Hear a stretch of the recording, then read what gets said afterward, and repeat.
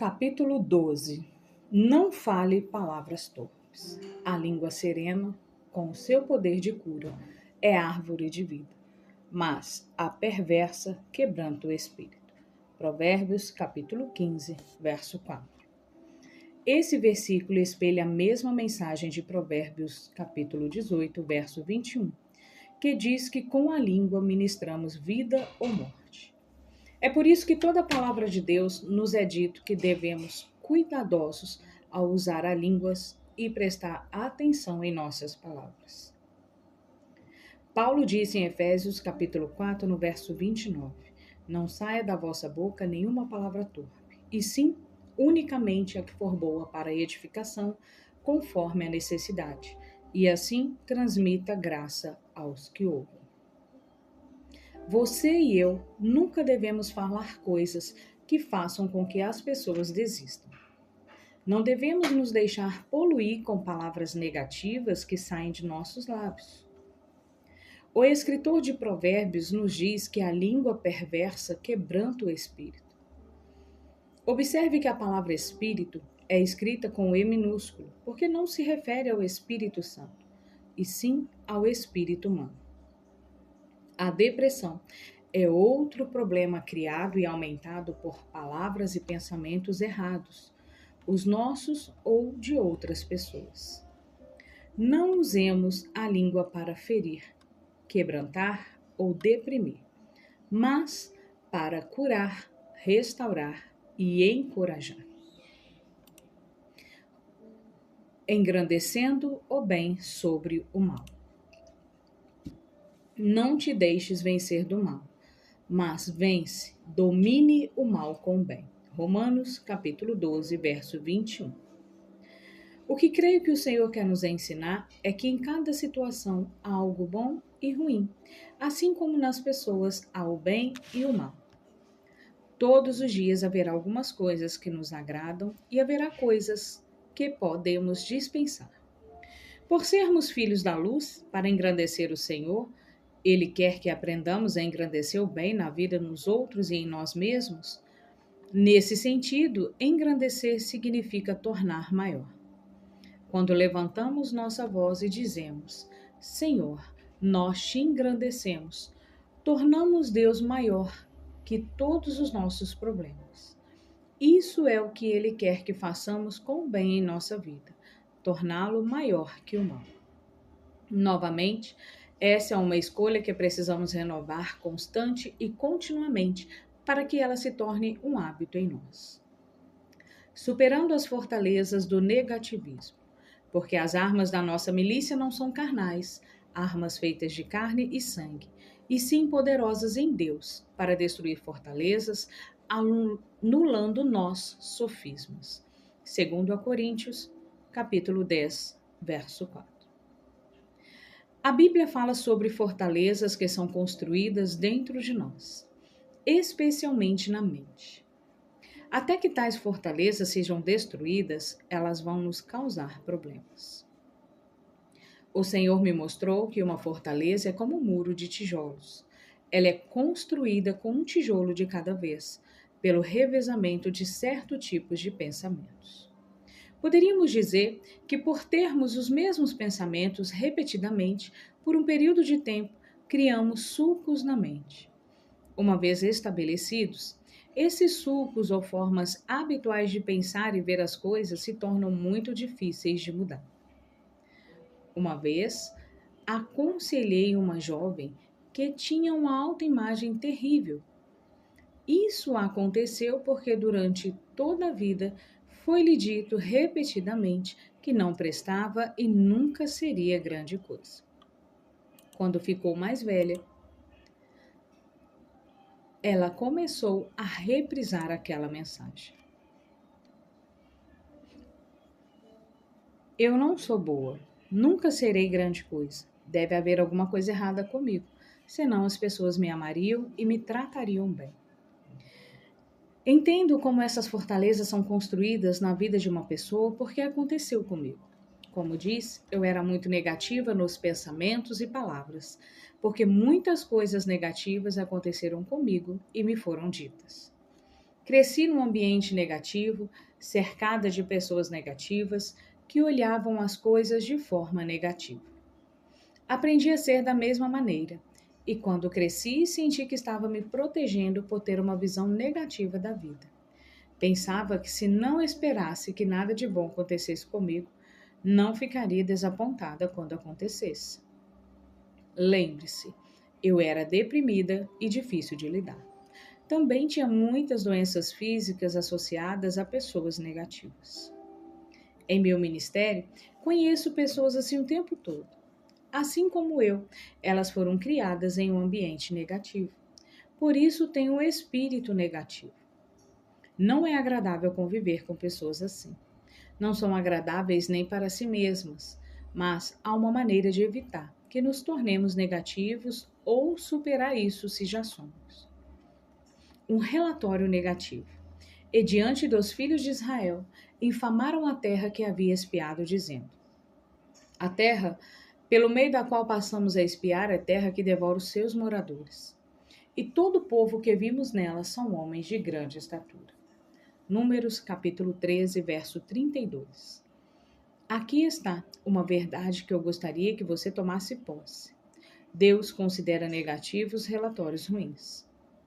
É por isso que o título deste capítulo é Não fale palavras torpes. Além de não falar negativamente sobre as circunstâncias como os espias hebreus fizeram e foram corrigidos pelo Senhor, também não devemos falar negativamente sobre outras pessoas. Você conhece alguém que seja perfeito? Já encontrou o pastor perfeito, a igreja perfeita ou o lugar de trabalho perfeito? Você vive numa vizinhança perfeita? Alguém ao seu redor mantém a casa, o carro e o quintal em perfeitas condições? Tudo ligado a esse reino natural tem um pouco de decadência. O apóstolo Paulo nos diz que quando Jesus voltar para nos receber, seremos transformados de corruptíveis para incorruptíveis. 1 Coríntios, capítulo 15, do verso 51 a 55. Mas enquanto estivermos aqui, neste reino terreno, sempre teremos de lidar com a corrupção. Assim como nós, muitas pessoas são um saco de mistura. A maioria tem alguma coisa boa e má, tal como nós. Deus não quer que aumentemos o mal nos outros ou em nós mesmos. Ele quer que aumentemos o bem. O apóstolo Pedro diz que o amor cobre uma multidão de pecados. 1 Pedro, capítulo 4, verso 8. E o que você e eu devemos fazer? Devemos cobrir-nos, não expor as imperfeições das pessoas. Não estou falando de fechar os olhos para tudo de ruim nesta vida ou nunca reconhecê-lo e lidar com ele.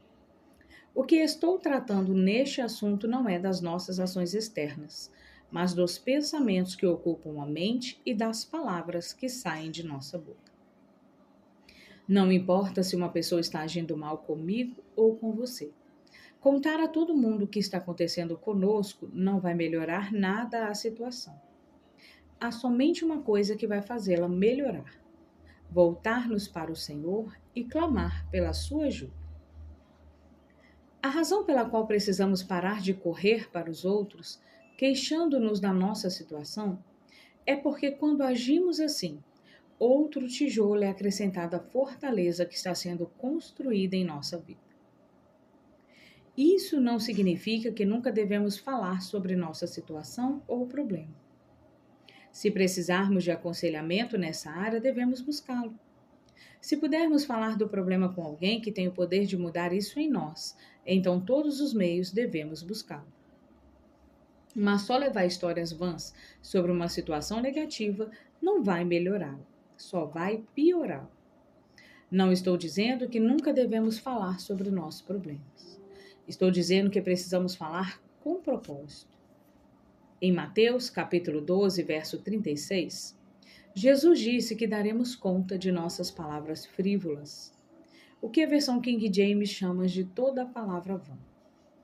Precisamos manter essa versão em nossa mente antes de abrir a boca. Esse foi o erro que os espias cometeram e foram corrigidos pelo Senhor. por entregar um relatório ruim, negativo a Moisés e ao povo de Israel. Relatório bom ou ruim?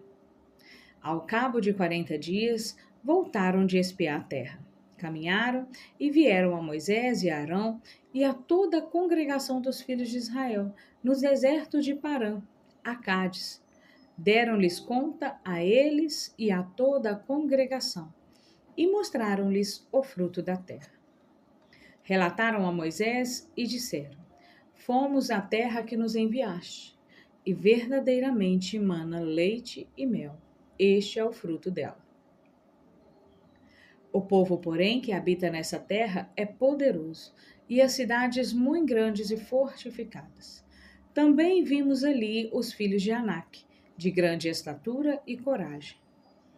Então Calebe fez calar o povo perante Moisés e disse: Eia, subamos e possuamos a terra, porque certamente prevaleceremos contra ela. Porém, os homens que com ele tinham subido disseram: Não poderemos subir contra aquele povo de Canaã, porque é mais forte do que nós. E diante dos filhos de Israel, infamaram a terra que haviam espiado, dizendo: A terra pelo meio da qual passamos a espiar é terra que devora os seus moradores. E todo o povo que vimos nela são homens de grande estatura. Também vimos ali gigantes. Os filhos de Anak são descendentes de gigantes. E éramos aos nossos próprios olhos como gafanhotos, e assim também o éramos aos seus olhos. Números, capítulo 13, verso 25 a 28 e verso 30 a 33. Quando os 12 espias voltaram da expedição de reconhecimento na terra prometida, somente Josué e Calebe deram um relatório favorável. Os outros 10 produziram relatório ruim ou negativo. Não foram todos para o mesmo lugar e não experimentaram as mesmas coisas? Então, por que essa divergência em seus relatórios? Você sabia que 5 pessoas podem ser confrontadas com a mesma tribulação?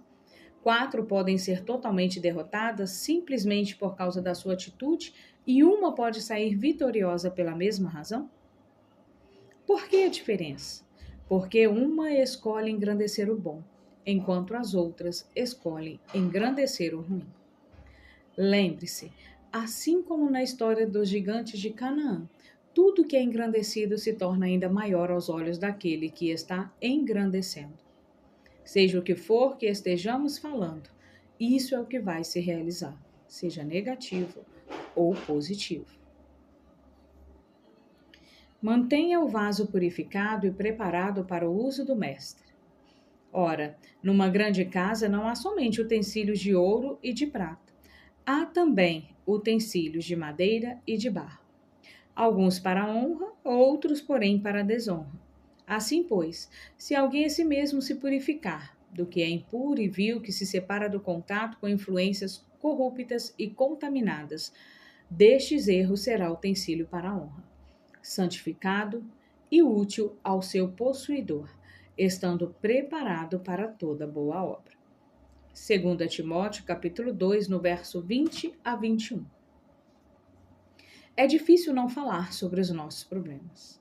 Você sabe por quê? Porque queremos compaixão. Se continuarmos a falar para todo mundo como nos sentimos e como as coisas estão horríveis, não vai demorar muito e não haverá mais ninguém com quem conversar. É possível cansar as pessoas com o nosso relatório negativo, mesmo aquelas que mais se importam conosco. Isso é compreensível. Quantos de nós pode verdadeiramente dizer que quer ouvir os problemas de alguém o tempo todo? Se a questão é essa, talvez nós é que precisemos de aconselhamento e oração. Você e eu temos 2 responsabilidades em relação aos relatórios ruins. Primeiro, não produzi-los. Segundo, não recebê-los. Cada um de nós tem a responsabilidade de não falar negativamente e não permitir que falem conosco dessa maneira. É nossa responsabilidade ajudar-nos uns aos outros de forma piedosa evitando pensar e falar negativamente sobre os outros, sobre nós mesmos ou sobre as situações que todos temos de enfrentar. Quando as pessoas vinham fazer fofoca, eu pensava que era obrigada a escutá-las. Tenho de admitir que havia uma parte de mim que queria ouvir. Então eu me escondia atrás da desculpa. Bem, não posso dizer-lhes que não me contem essas coisas porque não quero ferir seus sentimentos. Não é o que o apóstolo Paulo nos diz nesses versículos que vimos em Efésios 4. Paulo diz que não devemos permitir que a nossa mente nem a dos outros sejam poluídas. De acordo com o que Paulo escreveu ao seu jovem discípulo Timóteo, você e eu devemos ser vasos limpos. Devemos nos manter puros e ajudar a outros a se manterem puros também. Para isso, devemos pensar e falar de maneira que Deus quer que pensemos e falemos. Devemos estar sempre conscientes de nossos pensamentos e palavras, porque Deus ouve e registra cada um deles em seu memorial. O memorial escrito de Deus. Então, os que temiam ao Senhor falavam uns aos outros. O Senhor atentava e ouvia. Havia um memorial escrito diante dele para os que temem ao Senhor e para os que se lembram do seu nome.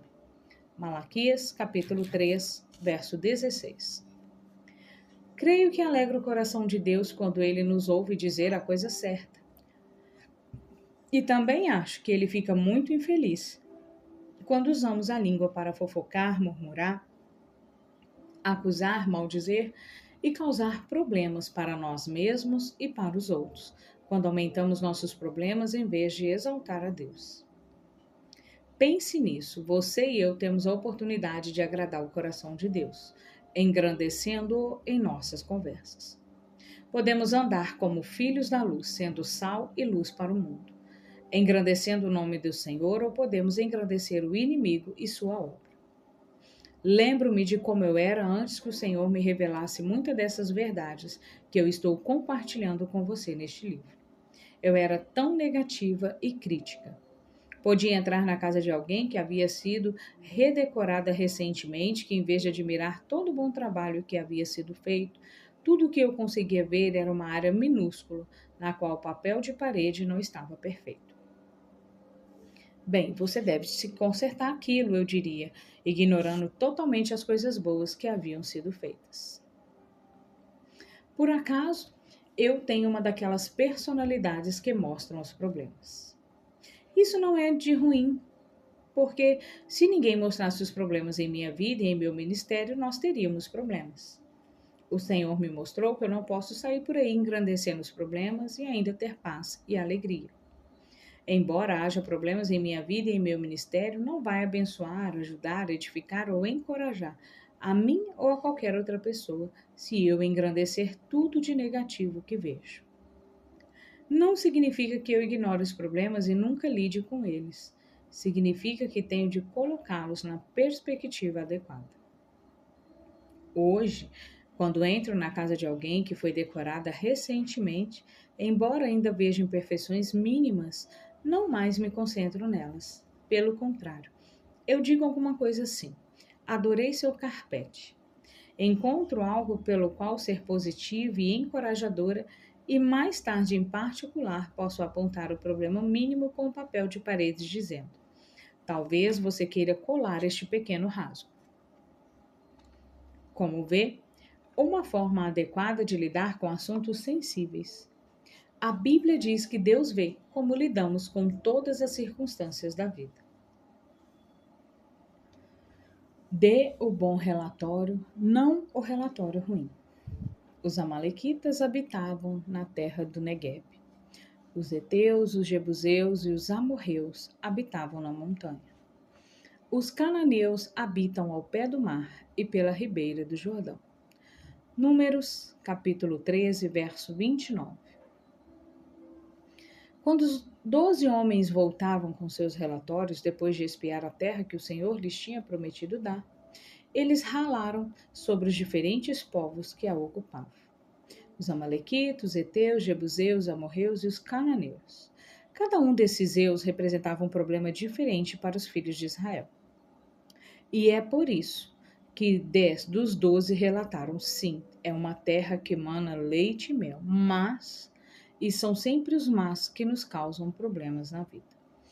Esses 10 desafiaram os milhões de israelitas que estavam decidindo se deveriam atravessar o Rio Jordão ou tomar posse da herança.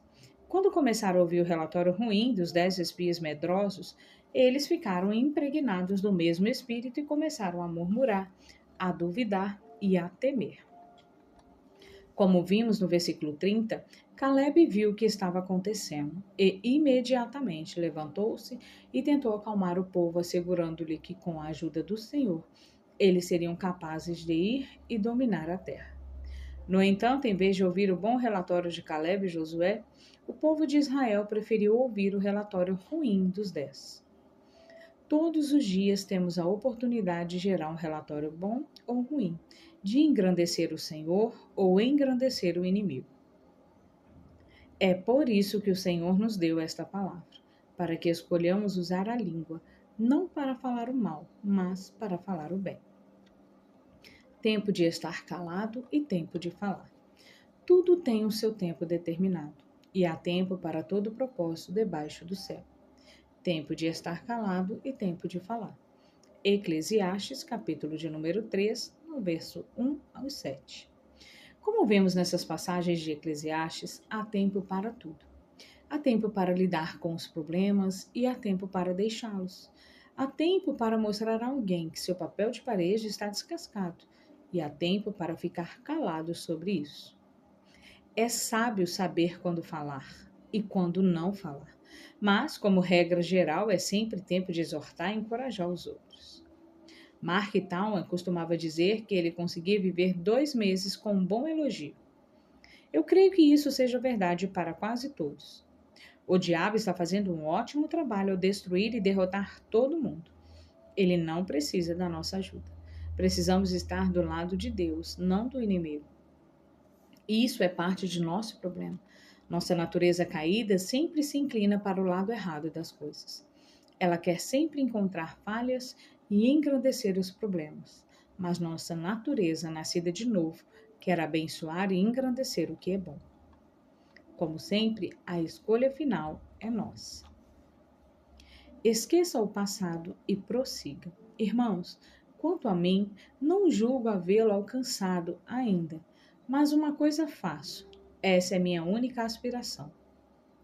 Esquecendo-me das coisas que para trás ficam e avançando para as que diante de mim estão, prossigo para o alvo, para o prêmio supremo e celestial da soberana vocação de Deus em Cristo Jesus. Filipenses, capítulo de número 3, versículo 13 a 14. O diabo quer que cada um de nós se concentre em quantas vezes falhamos, em vez de em quantas vezes acertamos. Quer que focalizemos nossa atenção no quanto ainda temos de andar, em vez do quanto já avançamos. Mas o Espírito de Deus quer que nos concentremos em nossas forças e não em nossas fraquezas, nas vitórias e não nas derrotas, nas alegrias e não nos problemas. É por elas que deveríamos estar engrandecendo, pelas obras do Senhor e não pelas obras do diabo. E precisamos ajudar a outros a aprender a fazer isso também. Frequentemente as pessoas dizem: Joyce, eu não sei qual é o meu ministério. Eu lhes digo: bem, até que o Senhor revele a você, porque não tem ministério de exortação, encorajamento e edificação. Estas coisas são sempre nosso ministério. É sempre nosso chamado a estimular os outros a buscar os que elas podem ser em Cristo Jesus e encorajá-las a se esforçarem rumo ao prêmio. Não vamos aumentar o ruim, vamos aumentar o bom. Vamos aumentá-lo falando sobre ele, sendo positivo em nossos pensamentos, atitudes, posturas, palavras e ações. Eu compartilhei com você, eu era tão negativa que não conseguia sequer ver o positivo. Eu lutava e lutava até que finalmente o Senhor me disse: Joyce, se me der sua mente, algum dia você será tão positiva quanto é negativa agora. O Senhor queria que eu desistisse de tentar fazer as coisas pela vontade da carne e começasse a confiar somente nele para me ajudar. Se você é negativo, não sugiro que faça um plano de 10 passos para se tornar uma pessoa positiva. Pelo contrário, sugiro que você entregue sua vontade ao Senhor, que é todo positivo.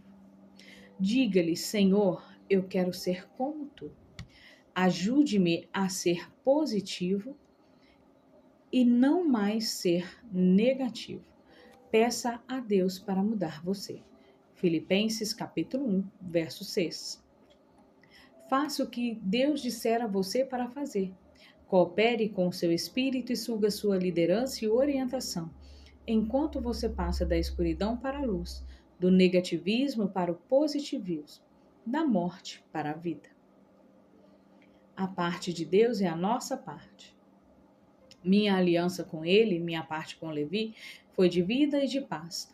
Ambas lhe dei eu, para que a parte dele me temesse, reverenciasse e adorasse. Com efeito, o sacerdote, ele me temeu e tremeu por causa do meu nome. A verdadeira instrução esteve na sua boca, e a injustiça não se achou nos seus lábios. Andou comigo em paz e em retidão, e na iniquidade apartou a muitos. Porque os lábios do sacerdote, do levita, devem guardar o conhecimento, e da sua boca devem os homens procurar a instrução, porque ele é mensageiro do Senhor dos Exércitos. Malaquias, capítulo 2, no versículo 5 e 7. Essa passagem lida com os sacerdotes e os tipos de línguas que eles têm de ter. Por ser uma ministra do Evangelho, esse assunto é sempre de grande interesse para mim. De acordo com Apocalipse, capítulo 1, no verso 6, todos nós somos reis e sacerdotes, porque Jesus Cristo nos constitui o reino, uma raça real, sacerdotes para seu Deus e Pai. A Ele e a glória e o domínio pelos séculos dos séculos. Amém. Assim seja. Por isso, cada um de nós deve prestar bastante atenção nesse versículo, que nos revela que Deus tem uma aliança com seus sacerdotes. Numa aliança, cada um tem sua parte. Em nossa aliança com o Senhor, Ele tem uma parte e nós temos outra. Ele se compromete a nos dar vida e paz. Nossa parte é reverenciá-lo, temê-lo, honrá-lo e admirar o seu nome. Se tivermos reverência e temor ao Senhor, se honrarmos e exaltarmos o seu nome, então não mais usaremos a língua para falar mal do seu povo, a quem servimos como seus sacerdotes. A raiz das más conversações.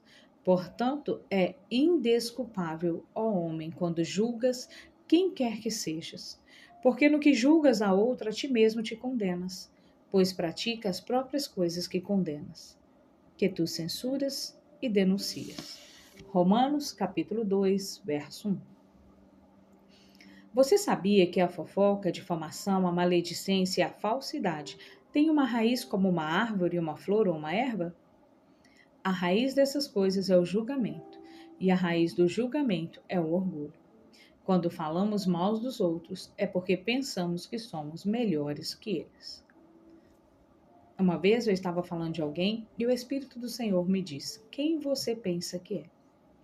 Aos olhos de Deus, pecado é pecado e errado é errado. Tudo isso é desagradável e detestável para Deus. E também é perigoso. É por isso que Jesus nos avisou em Mateus capítulo 7, no verso 1 e 2. Não julgueis para que não sejais julgados, pois com o critério com que julgardes, sereis julgados, e com a medida com que tiverdes medidos, vos medirão também.